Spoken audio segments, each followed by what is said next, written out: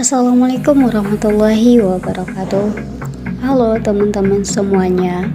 Semoga kita semua senantiasa berada dalam lindungan Allah Subhanahu wa Ta'ala di masa pandemi ini. Sebelum masuk pada pembahasan mengenai peta pikiran buku fiksi atau non-fiksi, izinkan saya untuk memperkenalkan diri saya terlebih dahulu.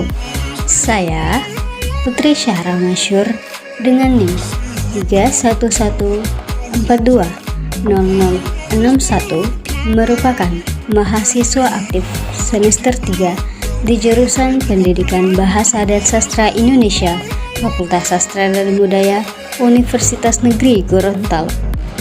Baiklah, langsung saja kita masuk pada pembahasan materi yang pertama, yaitu mengenai peta pikiran. Ada yang tahu tidak, apa sih peta pikiran itu? Peta pikiran adalah suatu cara yang digunakan untuk menemukan informasi-informasi dalam suatu bacaan. Informasi yang ditemukan dituliskan di dalam kotak-kotak peta pikiran. Cara menemukan informasi penting dengan menggunakan peta pikiran adalah dengan menjawab pertanyaan-pertanyaan yang berhubungan dengan bacaan. Peta pikiran merupakan suatu metode yang menggunakan kata tanya 5W1H. Kata tanya tersebut adalah what, apa, who, siapa, when, kapan, where, di mana, why, mengapa, dan how, bagaimana. Selanjutnya kita masuk pada pembahasan membuat peta pikiran atau sinopsis tentang isi buku-buku fiksi atau non-fiksi. Peta pikiran didasarkan pada cara kerja otak kita dalam menyimpan informasi. Hasil penelitian menunjukkan bahwa otak kita tidak menyimpan informasi dalam kotak-kotak sel saraf yang terjejer rapi. Informasi dikumpulkan pada sel-sel saraf yang bercabang-cabang yang apabila dilihat sekilas akan tampak seperti cabang-cabang pohon. Untuk mendalami konsep ini, maka bacalah kutipan teks pada bab 1 dalam buku yang berjudul Mestakung karya Yohanes Surya berikut. Dapat kita lihat bersama bahwa teks ini menjelaskan proses terjadinya air ketika dipanaskan pada tekanan sekitar 218 kali tekanan udara normal. Setelah membaca teks Mestakung tadi, peserta didik diminta untuk membuat peta pikiran. Setelah itu, presentasikan peta konsep atau peta pikiran tentang Mestakung di depan kelas. Mintalah temanmu untuk memberikan komentar dengan memberikan penilaian berdasarkan rubrik berikut ini. Selanjutnya, untuk mengetahui bagaimana cara memahami teks narasi, maka bacalah kutipan novel Surat Kecil untuk Tuhan berikut. Marilah kita masuk pada pembahasan menelaah hubungan unsur-unsur dalam buku fiksi dan non-fiksi. Membaca buku fiksi merupakan kegiatan yang mengasyikkan. Hal ini karena buku fiksi dapat dijadikan sebagai sarana hiburan, terutama teman di waktu senggang atau bacaan pengantar tidur. Tema-tema yang diangkat dapat berguna sebagai sarana menanamkan nilai dan norma kehidupan.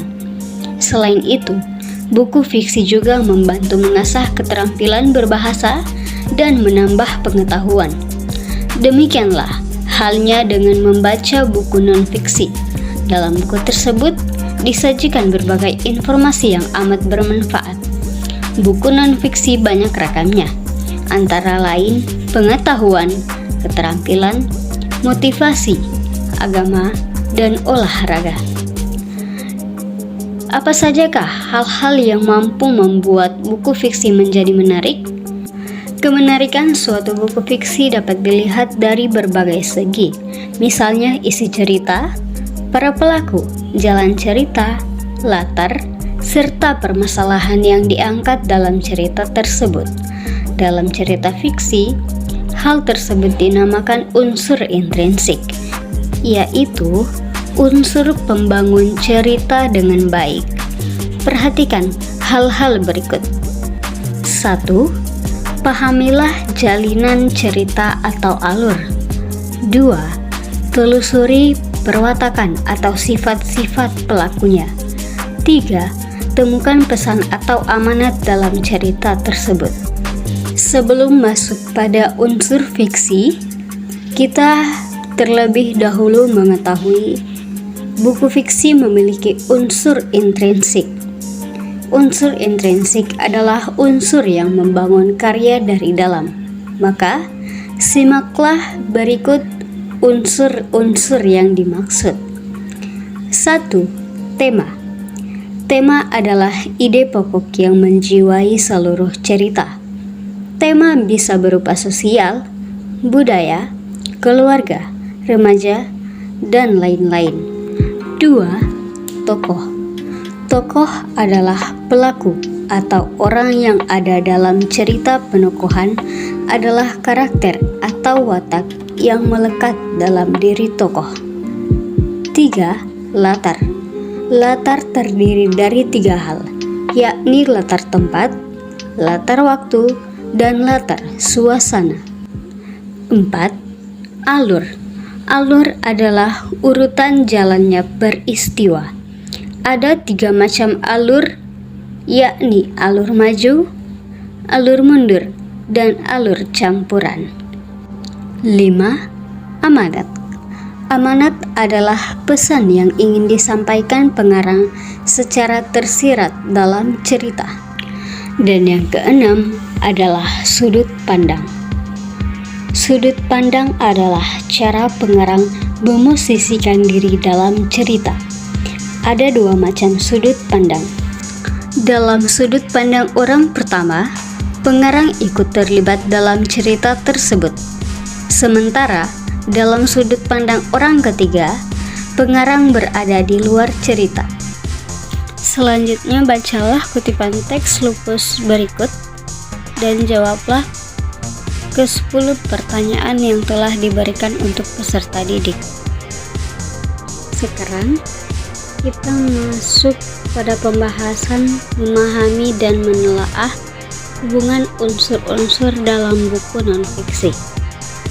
Unsur-unsur dalam buku non-fiksi terlihat dari judul, kata pengantar, daftar isi, dan isi tiap subbab. Unsur-unsur tersebut memiliki hubungan logis. Tiap unsur menopang atau mendukung unsur lainnya, sehingga akan menggambarkan kesatuan isi atau ide buku tersebut. Salah satu contohnya dapat kita cermati dalam buku yang berjudul Mestakung, karya Yohanes Surya. Terakhir, peserta didik diminta mencari buku di perpustakaan sekolah dan mengerjakan beberapa tugas berikut. Baik, terima kasih.